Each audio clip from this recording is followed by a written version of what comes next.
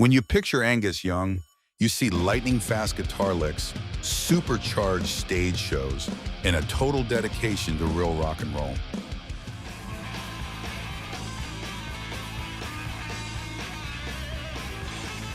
But what you might not realize is that the ACDC star had no time for bands he thought didn't cut it. He wasn't shy about calling out some of rock's biggest names. Get ready, because his opinions were as sharp as his guitar playing. 1. The Ramones. In the mid-1970s, a new sound called punk rock emerged onto the scene. Many people saw it as a positive development, a way to counter the overly complicated rock music that was popular at the time. The Ramones were seen as leaders of this new style. They played short, fast songs with simple guitar parts.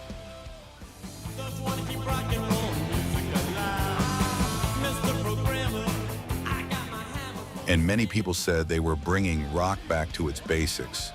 But Angus Young, the guy whose guitar powered ACDC, just didn't agree.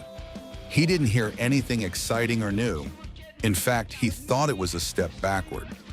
He said that bands like the Small Faces and the Faces, who had Rod Stewart as their singer, had already played rock music with a tough, raw sound years before punk rock came along.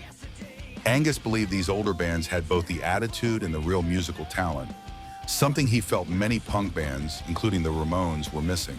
Angus didn't see punk as a brave new direction for music. He saw it as rock music made too simple, almost like it was missing important parts. He felt that punk bands were just copying the rough, unpolished style of older groups like the Faces, but weren't adding anything new or special. They had the look and the angry attitude, but he didn't hear the musical skill or the well-written songs that made those earlier bands so good.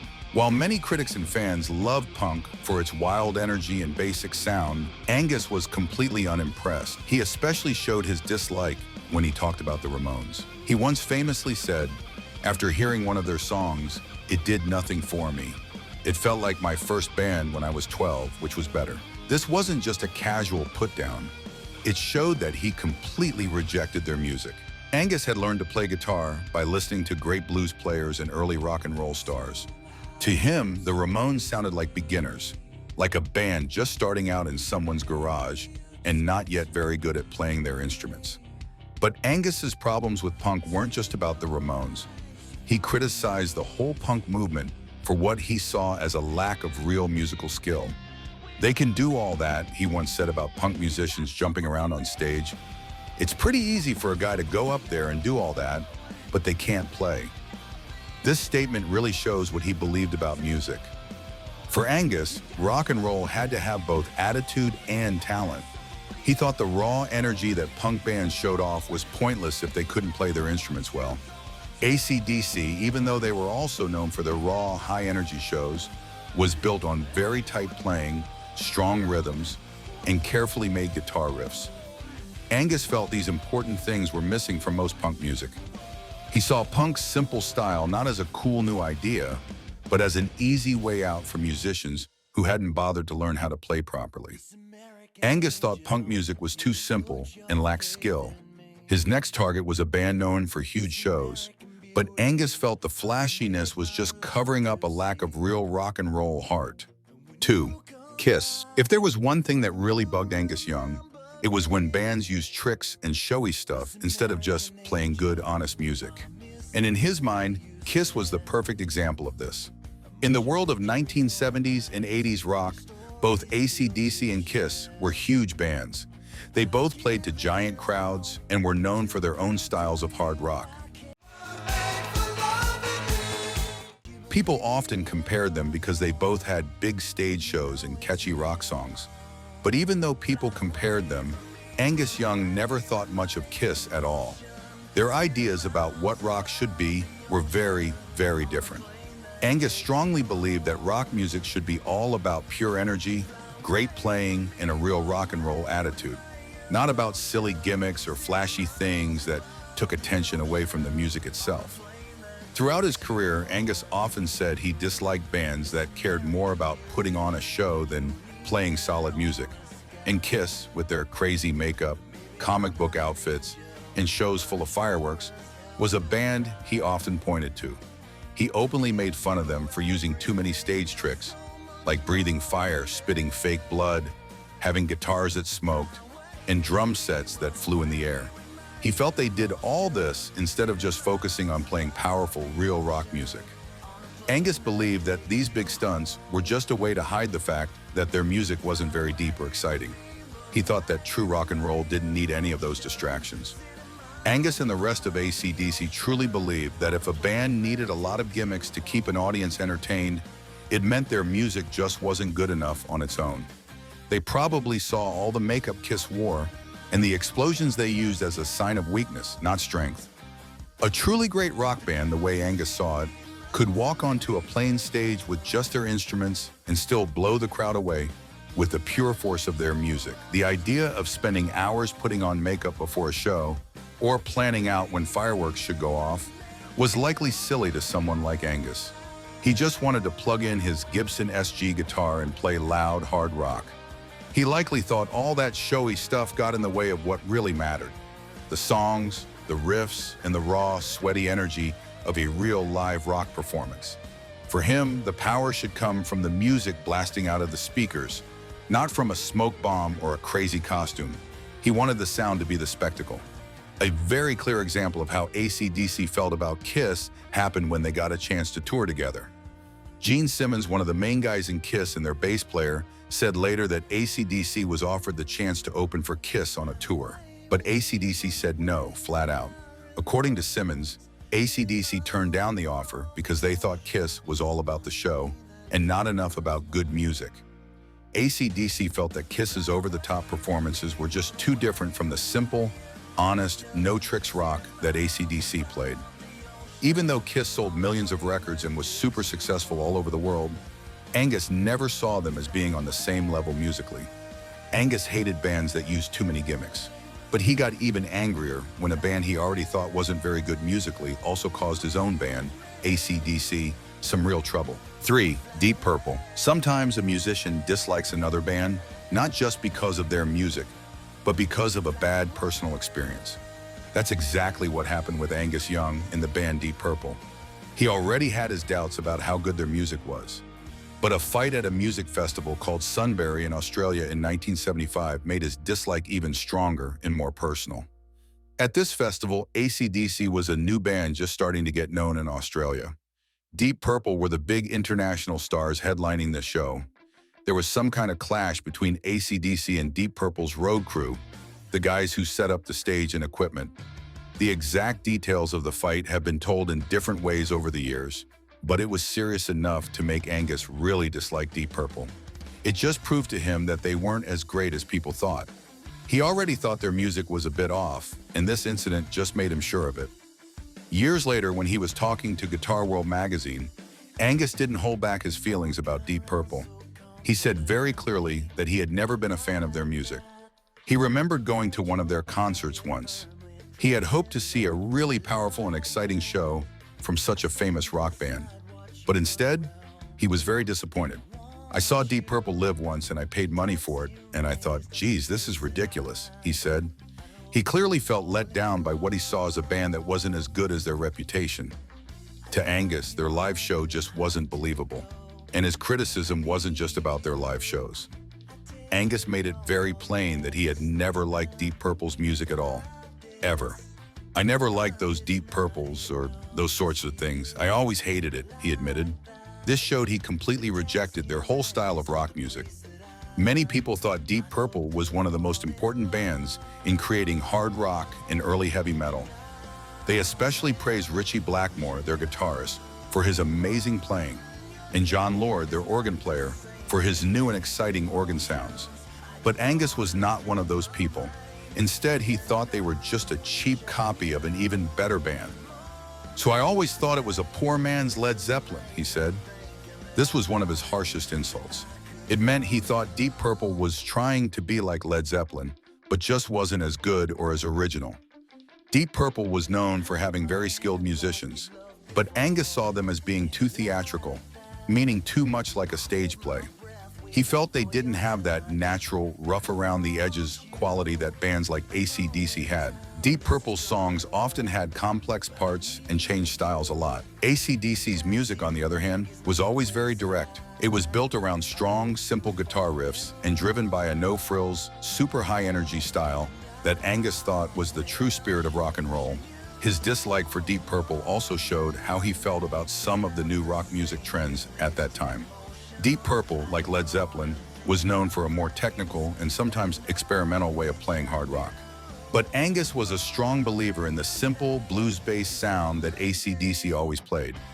Calling Deep Purple a poor man's Led Zeppelin was a pretty big insult. But Angus didn't exactly give the original Zeppelin a free pass either, especially when it came to their live shows, which he thought were a real test for any band. 4. Led Zeppelin.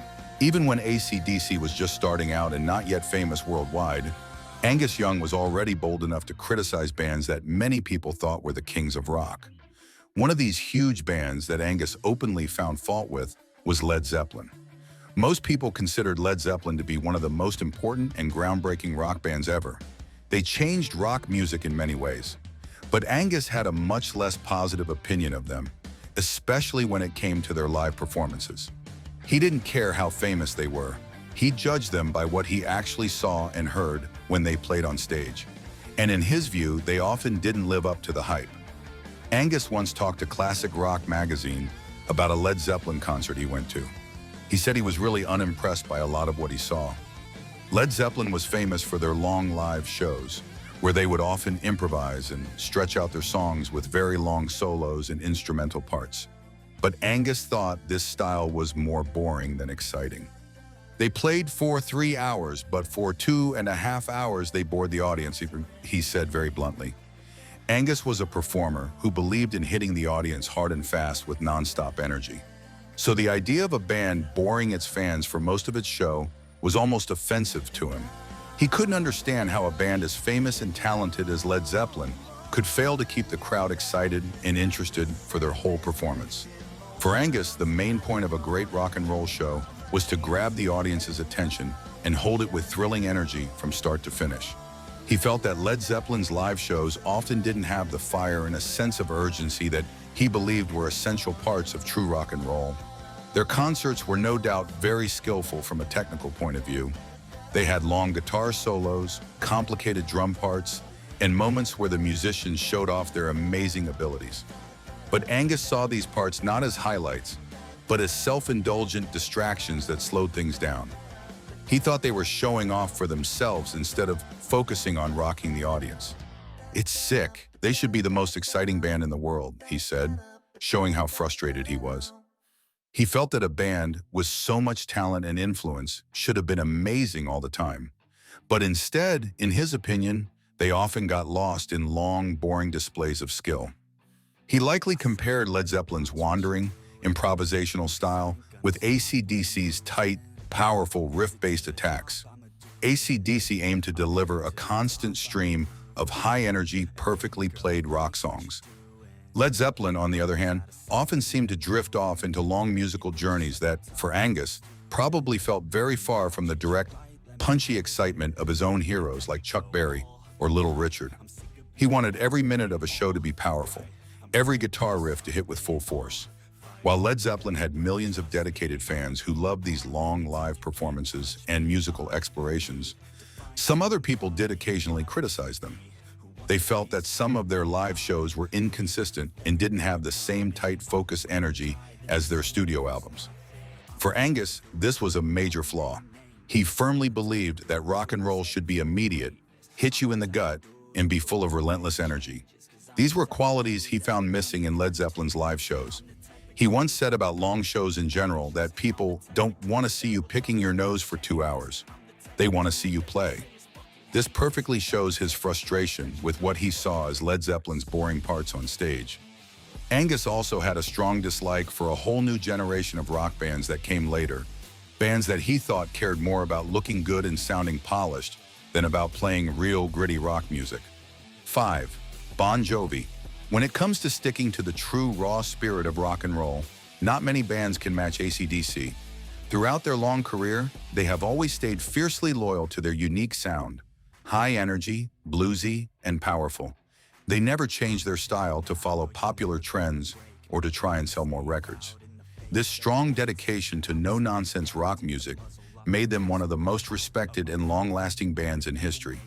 But it also meant they had very little patience for bands they thought were fakes, or bands that were too focused on being popular and making money. This was especially true for the glam metal and hair metal bands that were huge in the 1980s. While you might not find many direct quotes from Angus Young specifically attacking Bon Jovi by name, it was well known that ACDC as a band didn't think much of the whole glam metal scene.